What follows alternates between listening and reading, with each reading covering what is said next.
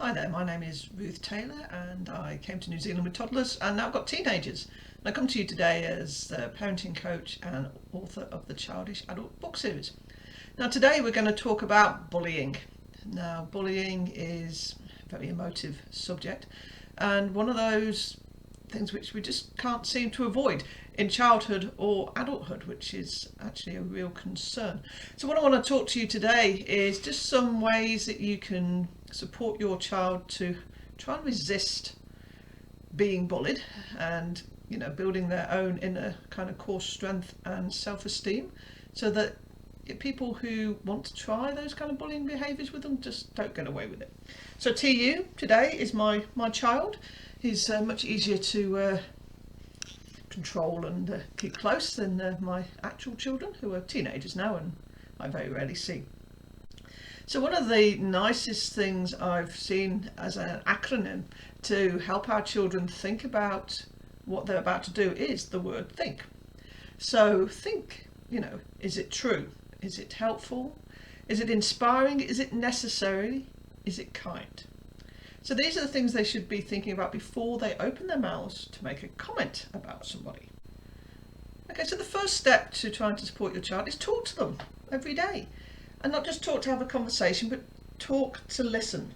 Just let them offload what's happened to them, let them process themselves. Now obviously if they're in a bit of a spiral of negative self-talk, try and encourage them to look at more positive side. So I mean, if TU came to me and told me that someone had told me it smelled, well, kind of go, well, to be honest, TU, maybe you did, because you did have sports day today. And sometimes, we all sweat, we can't avoid it, but I'll make sure I wash all your clothes, you get yourself a shower. But sometimes people just say mean things because, they've got nothing better to do. So it's not about ignoring or brushing it off as being unimportant, but it's giving maybe a different point of view to what was said. So you can also discuss scenarios. So okay, so it wasn't a good day today. Okay, so maybe tomorrow. What are you going to do you think, if they say the same things to you tomorrow? Oh, we might have to think about that one a little bit, because sometimes actually just having a response is all we need, and that can just make us feel a bit better. I mean, did those people play games at lunchtime? All right, so they weren't as active as you were. Okay, well, fair enough. So if they weren't as active as you were, so they wouldn't have been sweating like you were, would they? So therefore, they're not going to smile in quite the same way because they weren't sweating, because they didn't do anything, and that's kind of boring. So maybe there's something around that we could talk about. True, you could say that. So TU reckons that, okay, if they say he smells again tomorrow, that he'll just say, well, yeah, at least I'm actually doing something and enjoying myself at the break, and you don't have to sit next to me if you don't want to. So bullying is the unreasonable and repeated behaviour aimed towards an individual or a group of people. Now you might want to extend that to include the word intent, which is a challenge, because when our children are displaying what would be classed as bullying behaviour, they do not necessarily have the negative intent that bullying creates. And children can be very sensitive, and understandably so, and they learn a lot of their conflict resolution skills from home. So if people are saying things at home which are kind of making them feel put down, and then people at school are saying the same kind of things, to them it feels like everybody is saying the same thing. The problem is, bullying is such an emotive word, especially for those of us who are adults, that we have these anti-bullying policies, we have these complaints procedures, we have ways we have to deal with things, and a lot of those are quite punitive. Let's find out who's at fault here, let's find out that they are actually bullies. So children learn their conflict management skills from home mostly, how you talk to each other. Do you constantly degrade or put people down? Do you have a laugh at other people's misfortunes? Or do you tackle issues sensibly, calmly, and discuss them? Now look, only you can know that. The other thing I've found with children trying to deal with bullying is they are kind of trained by us not to say no. If we ask them to do something, we want to say, yes, mum, yes, dad, and we want them to get on with it. So they're actually not particularly well practiced at saying no. So it's really good to give them some tips and tricks of how they can turn someone down nicely.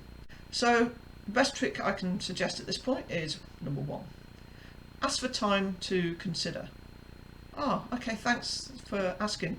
Oh, look, I'm going to have to think about that for a minute because, look, I don't want to give you an answer of yes right now just to change it later. I'm not 100% sure what I've got planned for that day or exactly what I'm looking to do. Or it might be, hey, look, cool, will you not take no for an answer, mate? I mean, you're practicing to be a sales rep or something. Some children are better able to cope with a humorous response. I always remember my daughter who's, when she was a bit younger and hadn't decided to start shaving her legs yet, because, you know, why should she? And someone sort of said, oh my God, you got hairy legs. And she went, yeah, you're right, I do. And she put them up on the chair and said, would you like to plait them? Now look, to me that was a great comeback, and the person who'd made the comment kind of went, no thanks, and walked on by. But that whole conversation could have gone a completely different way. Another great way of dealing with it is blame the parents, going, oh look, so I'd really like to, but my parents won't let me do that. Or, oh look, that'd just kill me if they found out I'd been up to that. It's just not worth the hassle. Talk to your true friends. Talk to people whose opinion you actually value, just to make sure that the offer or the conversation was as you read it. You know, if you've got someone trying to pass on, encouraging to have a bit of a drink of alcohol, maybe take some drugs. Sometimes you just need your true friends to remind you that actually true friends wouldn't try and push that on you in the first place. And if you have to, I would give your children permission to lie. Say things like, oh, I tried that before, mate. Oh God, I was so sick afterwards. I just don't want to be doing that again. Give them permission to say what they need to say to get themselves out of a difficult conversation or situation. Because that's actually what they need half the time. Your child wants to be keeping everybody happy. As I said, they're used to saying yes, and you've encouraged them to pretty much do what you do and what you want to do. And kids are crowd pleasers generally. They want to keep people happy. But they're going to come across people who have been brought up completely differently, who have different value sets, who have different motivations, who just have a different way of being. And a lot of them will be having that way of being at their home. And they just bring that into the school, they bring that into the playground, and they bring that into the workplace. So look, bullying is really hard to deal with, been through it myself as an adult, and it really does eat you up.